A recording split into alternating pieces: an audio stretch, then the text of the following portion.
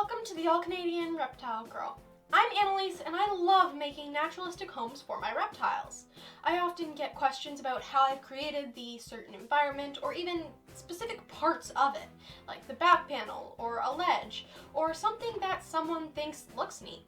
So I've decided to put together some small detailed DIY videos using this small model tank as the enclosure.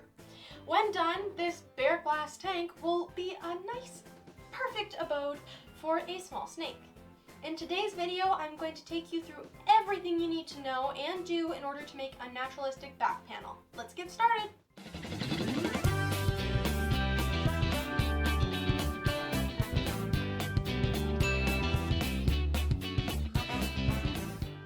Alright, before we start anything, you will need to know what materials and tools you will need.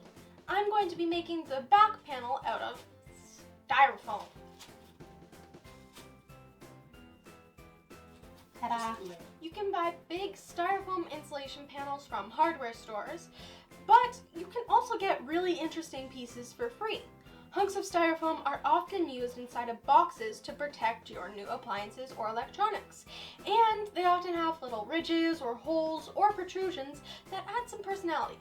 So that piece that cradled your new TV could one day be a cool new hide or shelf for your doom rolls boas. You're going to want to carve or shape the styrofoam with ridges and grooves, and there are a few different options. You can use an X-Acto knife like this, or you can use a Dremel, or a handheld torch or a butane lighter, or even a heat gun.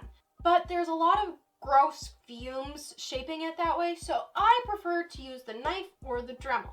Today we will be using a Dremel, but I will also show you, through the magic of B-roll, how I carve with a knife too. I have a special technique where I take the knife and I carve off chunks of styrofoam. Riveting stuff, huh? Okay, never mind then. What's next? Unless you are going for an Arctic themed enclosure, you're probably not going to leave the styrofoam as it is. So, you will need something to cover it. Today, we will be using plaster of Paris, stone textured spray paint.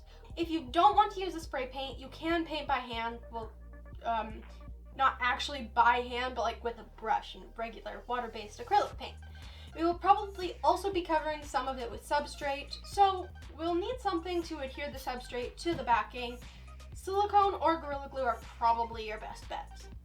We will also be affixing little bits of moss and bark and wood just for some extra details. Lastly, you will need to keep your back panel stuck to the back of your enclosure so your reptile cannot wedge themselves behind the panel and give you a minor heart attack while you doubt whether or not you actually did put them back in their enclosure, and then spend the next hour and a half searching the house and taking their enclosure apart before you find them hidden safely away halfway up the back of the panel against the glass, where you could not reach them. But I digress. That's never happened to me specifically. I've heard of it, but not to me, no. So you can use silicone and Gorilla Glue for this, but my preference is expanding spray foam to keep this thing secure. It's whipping cream, not actual spray foam. I wouldn't eat spray foam. Spray foam is not good. Don't eat spray foam. This can also be used to affix branches or other heavier stuff that you like to your backing. Then there are the odds and ends that you will need. Measuring tape or a ruler, tape, a pencil, extra paintbrushes, paper towels or rags, rubber gloves, and most importantly, a nice cup of coffee or tea to keep you going. Alright, let's head outside because according to Mom, we're not allowed to make this kind of mess inside the house anymore. Okay, so the first thing that I'm going to do is take a second and think about what I want the overall design or look of the panel to be. I'm covering the entirety of the back, but you can choose to cover however much of it as you'd like. I cut the excess off and I left it just a tiny bit too big because we were going to use the heat gun to tighten up all of the edges once it's all carved out, and that process kind of causes the edges to shrink up a little bit and tighten, so better to have too much and trim off than not enough. You know, it is time to let your inner sculptor shine. You're not looking for fine detail here, as most of it will be covered by the plaster of Paris, or substrate. So make sure that you also make the features bigger than you think that they need to be, and don't be afraid to make any happy accidents.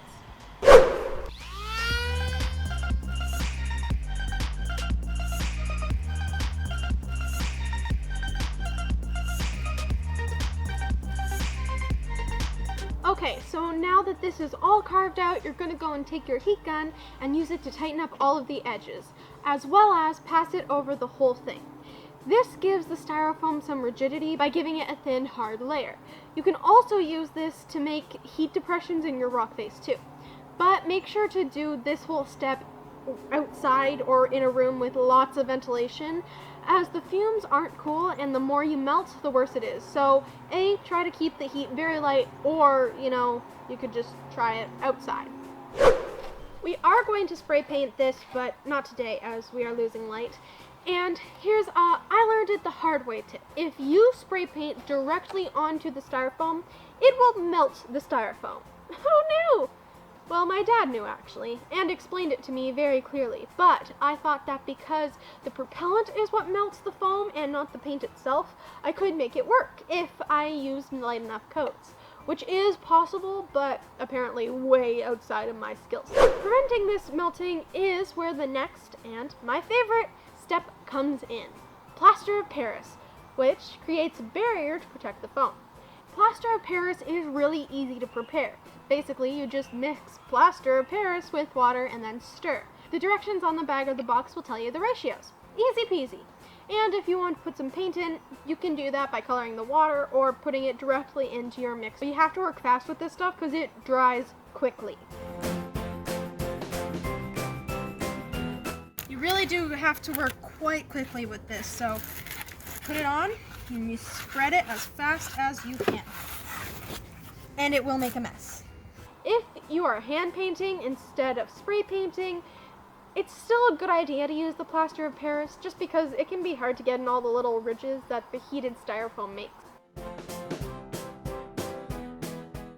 You're really going to want to make sure that you work it into every little crack and crevice, which is another reason why it takes some time and you need to go quickly. So you really also need to pay attention to where it's been, where you're putting it. As you wipe it into the cracks, you're going to need to run your fingers along it to kind of get it to smoothen out, but also get out any excess and make sure that it's running along in all the same direction. And smoothly, I guess. And don't forget the tops and the sides. Okay, so now this needs time to dry, which means supper time. My favorite meal of the day. Well, sometimes it's lunchtime, but not breakfast. I'm not a breakfast person. So, I think it turned out good. Either way. See you in a bit for painting, which will probably be tomorrow. So, yeah. Hello, children. Are you sitting comfortably? Then I'll begin. So, actually, we had to film the entire video again. We already did it. But the lighting was not great. It didn't turn out the way we wanted it to because we used the wrong colored spray paint without realizing it. We wanted to use the lighter one, but we used the dark one. So we're redoing it. But in the filming of the first one, when we were making the styrofoam panel outside, it started raining. And I had my arms full, and I was rushing inside. And the sandal got the front one, and because it's wet, everything was slippery. So I slammed my arm down on the step, and there was this big bruise about here. I'm sure everybody saw it in your videos. You can see it. I think it's still like a little bit, I can still kind of feel it every now and then. But anyways, that's all healed. But today, today, I was drinking a juice that my mom made for me and my dad and her, and I hate them. They're this concoction of disgusting vegetables, juiced up. You hate them too, so just so you know, everyone in my family hates them. It's not just me. So, I was drinking it. But it's for your health. Sure. So, I was drinking it, and my eyes were closed, and I was walking through the living room, and we got a bunch of rocks a little while ago. Don't ask me why, you can probably guess. I have a bunch of enclosures in my house and rocks are good to have. So we had about 50 pounds of rocks in my living. So I have my eyes closed. I'm drinking this disgusting liquid and I jam my toe into this giant rock full force. It breaks the skin. The toenail might fall off. And I'm standing on the side of my foot right now because of it. It's painful. This video is is cursed. I hope you give it a like, because this was a lot of work. Rant over. How did that story make you feel? Embarrassed? That's an odd reaction. Seems fair. Okay, so now that the plaster of Paris is all dry, it's time to use the textured spray paint. This is an easy and quick way to get a uniform stone look and coverage. I will be using this gray base paint first so that this will stand out a little bit more. And you don't see all the white stuff coming through. Now, if you are going to be painting the background by hand with a brush, you will want to use acrylic paint. I use a thin dark wash that will settle into all of the cracks and show off some detail. Then I add color by dry brushing and flicking paint. I should mention that if you are doing an enclosure for an animal that needs very high humidity, something like frogs or crocodile skinks, that kind of thing, you're probably going to want to cover the plaster with a masonry sealer like Drylock. It's a tintable waterproofing paint that will help the plaster hold up a lot better under humid conditions. Honestly, it's probably a good idea to use it for any build, but depending on where you live, it can be a little bit pricey. And, as I've mentioned before, my dad is kind of cheap. So far... Hey! It's true, you said it yourself, okay? Yeah, but not on the internet. You've said it yourself. 4 times. Yeah, okay. So far, I've had no issues, but if you are going to be doing a much more soggy enclosure, you should definitely use Drylock. Okay, so this needs a little while to dry, and we're going to put on a couple more coats. Then we're going to be putting on a matte clear coat. Make sure to get matte clear coat unless you want shiny looking rocks, then just get regular shiny clear coat. I don't know why you would want shiny rocks. Maybe you're going for like a wet rock aesthetic, like in a cave, you know, but in that case you could just use epoxy. Anyways, the clear coat seals everything and makes it waterproof, so you can put it in an enclosure. Alrighty, Roo, that's done. With the magic of editing, let's time travel 2,880 minutes into the future. 2 days. I'll see you in 2 days. Welcome back! Now that enough time has passed and our clear coat is thoroughly set, it is time to finish up this section of the build, which means that I'm going to install it into the enclosure and then add some decorations. To install this piece, you only need a couple of things. Spray foam to stick it on, which is very expandy, so you will need something to hold it down.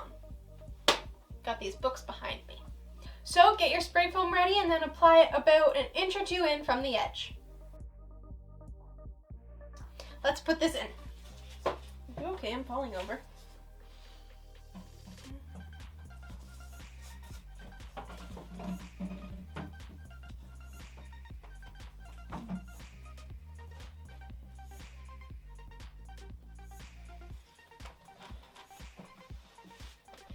Okay, so we're gonna let this sit. I'm going to go and have supper, and we'll probably be decorating it tomorrow morning, so see you then. With this, it's start, stop, start, stop. You gotta work on it today, but now it needs time to dry, so now you gotta work on it at 8 in the night. Okay, we're back, and here for the home stretch, people. This is where you get to add all of the finishing touches and details to make your relatively plain-looking backing a little bit more exciting, naturalistic, imbued with your personal touches. Whatever you want to call it, we are going to be decorating this. And here's what you will need. You will need your handy dandy X-Acto knife, either Gorilla Glue or silicone, and some gloves. And of course, you know, the stuff you need to decorate. So your moss, any little bits of rocks or bark you want to put on. We have little sticks here and hide, some stuff, and we'll need dirt. Grab me the dirt.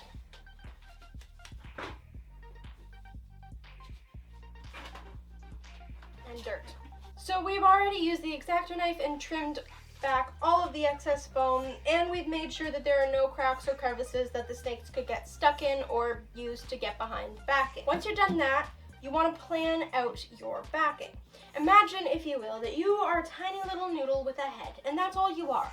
And this is a giant wall. You really want to give them stuff to encourage them to explore vertically. Like A ladder? Once you have all of this planned out, you're going to want to start gluing them in sections. So I'll do it like over here with the moss, and then I'll put the little bucket thing, and then I'll go over here.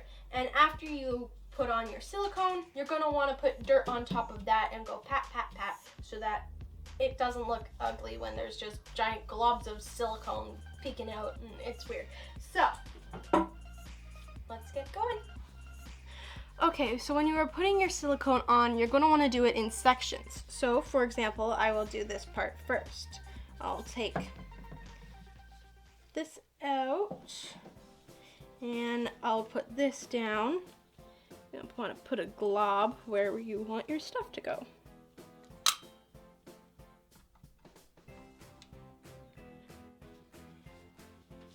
Now that should be good enough. Let's see here. So when you're putting on your moss or your rocks or anything really, you're really going to want to push it in so that the silicone gets in every possible nook and cranny. And when you're putting on the heavier stuff, you're really going to want to put in a lot of silicone, maybe even more than you think you need, because it falls off quite easily.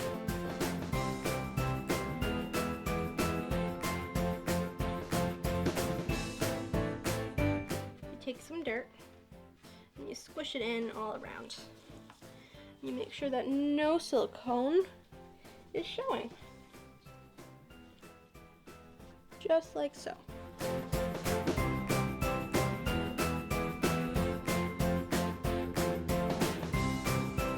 So basically we're just going to repeat the process through the entire tank until everything is secured.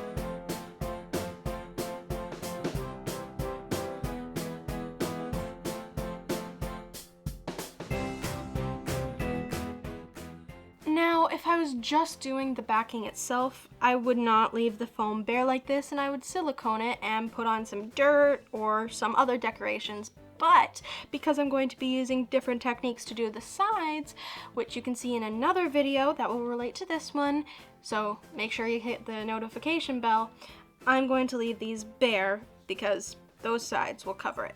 And that's it. The only thing left to do is to wait for all of the glue to dry and then do the touch check to ensure that all the pieces are on tight and that all of the glue is covered with dirt or cocoa fiber. But if that's all good and solid, just set your enclosure right side up and give it a couple of thumps on the back to get off all of the excess dirt. And congrats! You have completed the first part of your DIY enclosure build. Like I said earlier, in my next how-to video, I will be decorating the two ends or sides of the enclosure using two different methods, so be sure to watch out for that. It won't be this long, I promise. And hit that bell icon so you know when that goes live. You know the drill. Thank you for watching, and until next time, remember to nurture all nature. Bye! Okay, so now that it's all Are you okay? Yeah, I'm fine. Did you just waste a whole box of Band-Aids for a bit? See, your word choice there, waste. I prefer to think of it as enhance the video. Okay,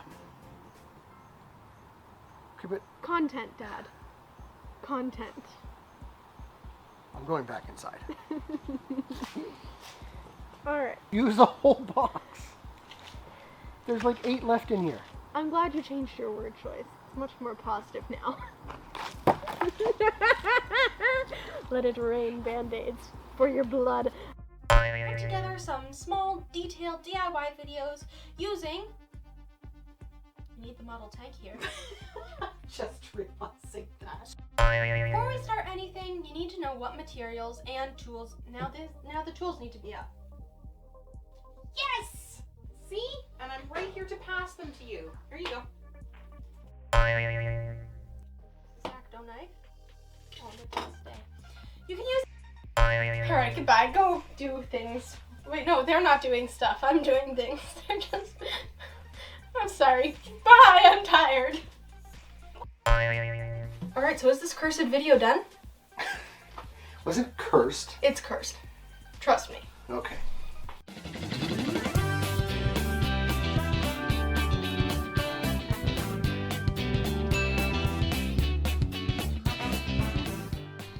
Oh, I didn't hit record. I told you it was cursed. Actually, I did hit record. I was